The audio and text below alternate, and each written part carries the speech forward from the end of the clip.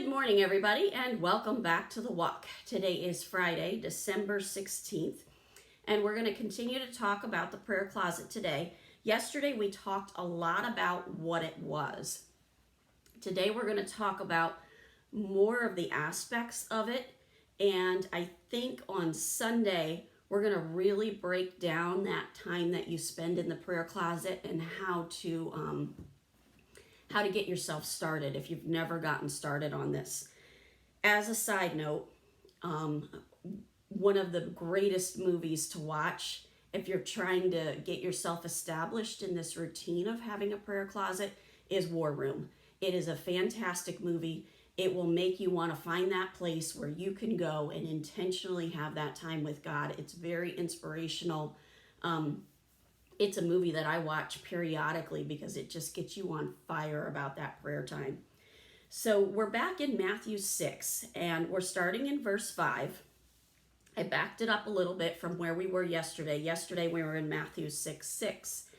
And we're going to look more in depth at some of these aspects. And this is Jesus talking here, and it says, "And when you pray, you must not be like the hypocrites, for they love to stand and pray in the synagogues and at the street corners, that they may be seen by others. Truly I say to you, they have received their reward. But when you pray, go into your room and shut the door, and pray to your Father who is in secret, and your Father who sees in secret will reward you." Now, when we look at that word for room, some translations will translate it as a closet. Some translations will call it a chamber. Some call it a room. Now, the interesting thing that I found here is the Greek word is tamion. I hope I'm saying that right. And it just simply means an inner storage chamber or a secret room.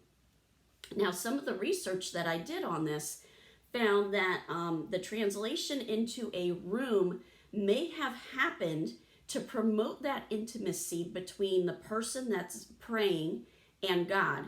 It makes you think of the bedroom and the intimacy of a bedroom that would happen between the husband and wife.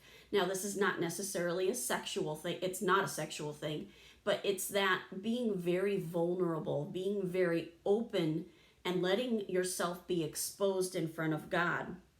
When we pray in front of others, it's very difficult to turn off the fact that others are hearing you. You're very aware of that. It makes you feel kind of self-conscious.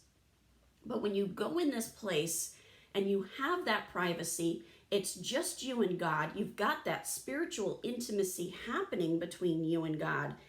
You've got that full privacy. That's why it says, shut the door. You're getting everyone else away from you so you can be fully exposed. God already knows what's in your heart, so there's no reason to hide any of that.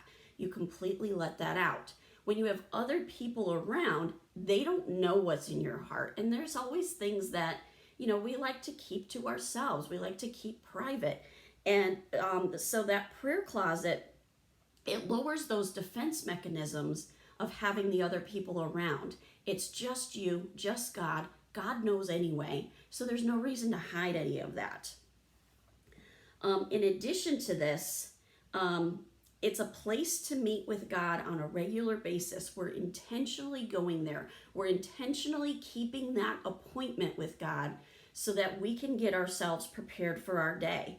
It lets you be vulnerable, and it prepares you for that day. How does it prepare you for that day? It gets you focused on God. That's number one. And number two, that's how you put on your armor and get that sword in your hand so that you can engage in the spiritual battle every single day.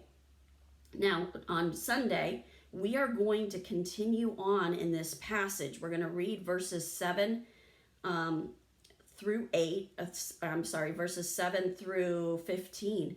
And that takes us through the Lord's Prayer. We're going to examine those elements of the Lord's Prayer and talk about how those elements can happen in the prayer closet.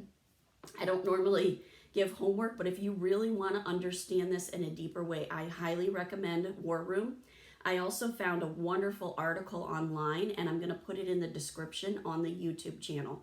So if you would like to read that article, it gives you really good information about the prayer room. I found it on BibleStudyTools.com. So today is Friday. I've got to remind you, there's no video tomorrow. I will be back with you on Sunday. Get in those prayer closets. Let yourself be open, be vulnerable. No one else is listening to you, and God already knows what's in your heart anyway. Pour your heart out to Him and let Him rejuvenate you, restore you, get focused on Him, and put on that armor. Have a wonderful day. I'll see you on Sunday. God bless, and keep walking the walk.